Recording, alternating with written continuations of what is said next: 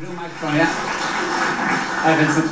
Hi, my name is Tim O'Leary. I just wanted to make sure that the issue of the Autism Bill, I know you're reluctant to ask Michael, but I'd like to know, is it going to be enacted before the end of this government? And what will happen if it's not? Is it just going to be scrapped by the next government and we start all over again? Because I don't think we can wait another 4 years. Would you mind asking?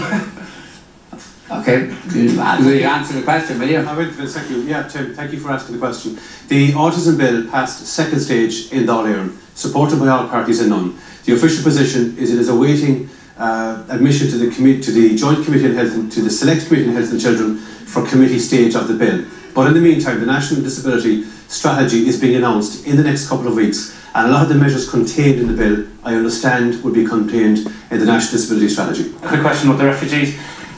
Is the government going to, when is the government going to end direct provision for a start? Those families living for 10 years in institutions, basically.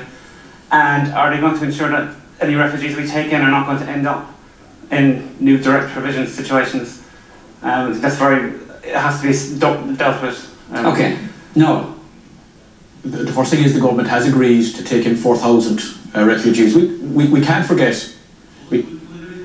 Well, the first thing is we can't forget there's refugees and migrants losing their lives trying to get to a safe haven right throughout the Mediterranean Sea. Thousands and thousands are drowning, men, women and children. Yet we can't not do nothing.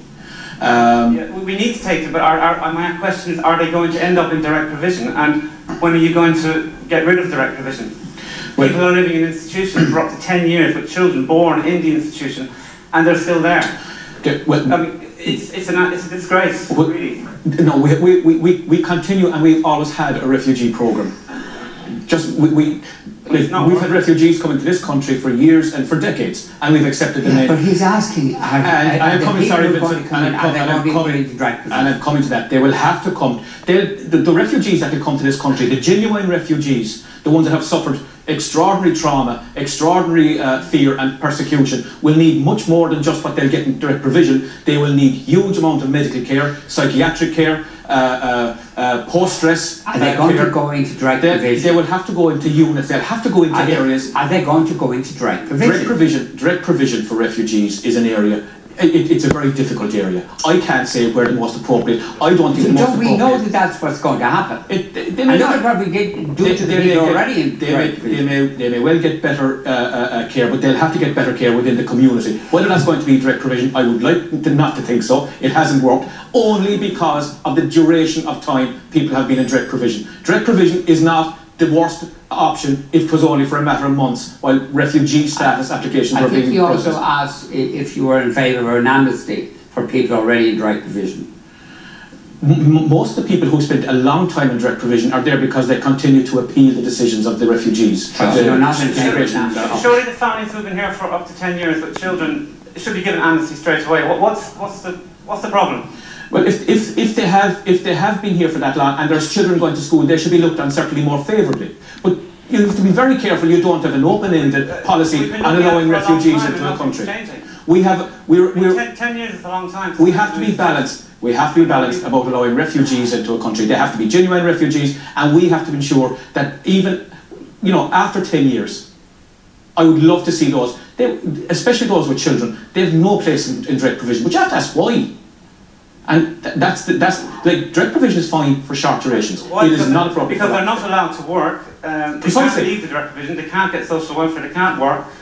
They're not stuck there. They're prisoners in institutions. Their status is they're still asylum seekers. They haven't been given refugee status, and that is one of the biggest difficulties. And I know Minister Aidan O'Riordan,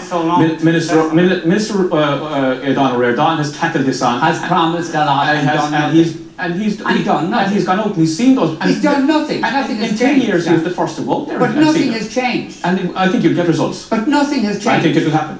By when? But you've got to do it in a balanced way. By when? Well, if you're going to bring in 4,000 new refugees or new asylum seekers into the country, it's going to obviously distort any timetable. But you've got to deal with that. But you need to integrate people, not put them into. I agree completely. But to do that, you have to process them in a sensible way. You've got to give genuine refugees a chance. They begin as asylum seekers, but they are genuine refugees. Inferring that they're refugees. refugees who aren't genuine. Well, we've got... It's putting out a negative image, isn't it, really? No, the vast majority, as far as I'm concerned, the vast majority of them are, and I don't want that message to go out, the vast majority of those refugees are fleeing persecution. There's no question about that. There's a minority that they need to be looked at. Okay, we'll take a final break back in a